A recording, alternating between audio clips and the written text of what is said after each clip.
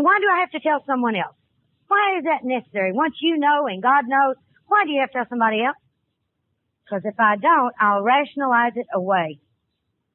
Pretty soon I'll rationalize and justify why I did that makes it okay. And then I don't have to change it. As long as it becomes okay, why do you have to change something that's so wonderful and perfect? You know, why do you have to change it? And then I was afraid of rejection. What if I tell somebody this and they don't like me anymore? What if they don't like me anymore? And then I felt, when I got to looking at it, I felt so much guilt. I had a lot of guilt. I wanted to get rid of that. And so I began to pray for the right person to do it with.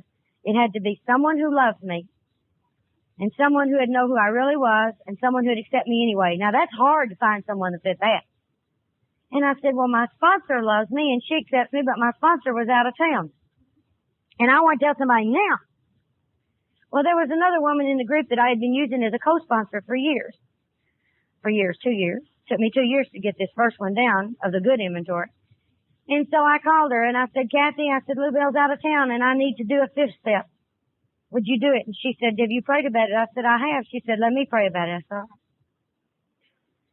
so a few days later, Kathy called and she said, well, I feel okay about it if you still feel okay. I said, I won't do it. I said, I don't want to do it, but I want to do it.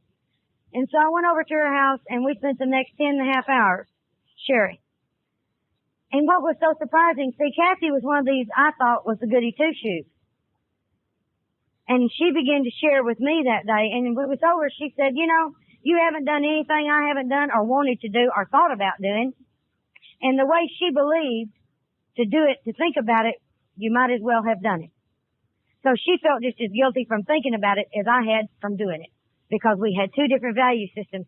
But the thing of it was, it affected us both the same way. So it doesn't make any difference what your value system was. It doesn't mean if you're real religious or you're not religious or whatever. That ain't got anything to do with it.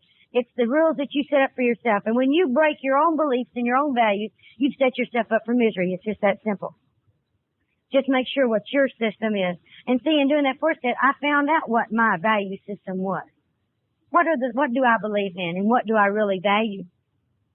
And I found I had broken every one of those things that I would throw you away if you did that. And that's what I did to me. I threw me away. And I didn't belong anymore.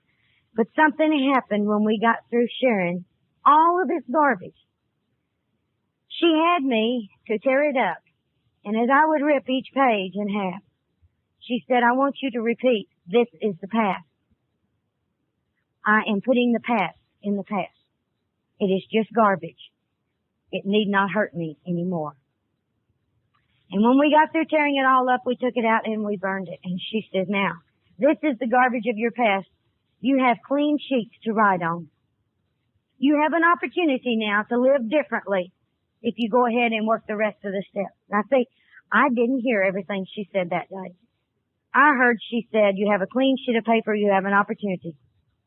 But I didn't get on with the rest of the steps. I rested after the 5th step.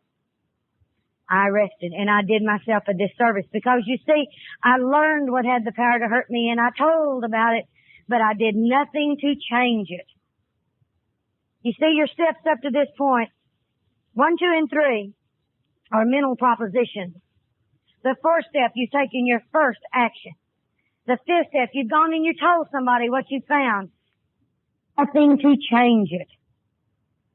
You see, your steps up to this point, 1, 2, and 3 are mental propositions. The 4th step, you've taken your first action. The 5th step, you've gone and you told somebody what you found and why your life was so screwed up, but now you're willing for it to be different. If so, you're going to have to do something different.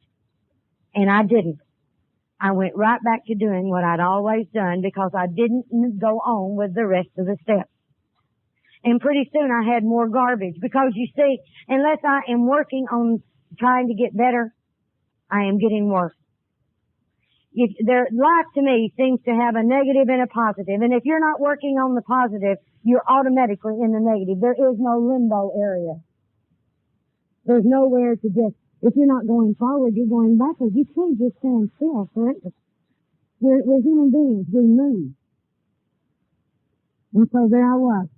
And I couldn't understand because, see, I thought somehow when I did this fourth and fifth step, I was going to be clean and pure and I wouldn't have to do all of these things anymore. I was going to be okay. And the very next day I found myself lying.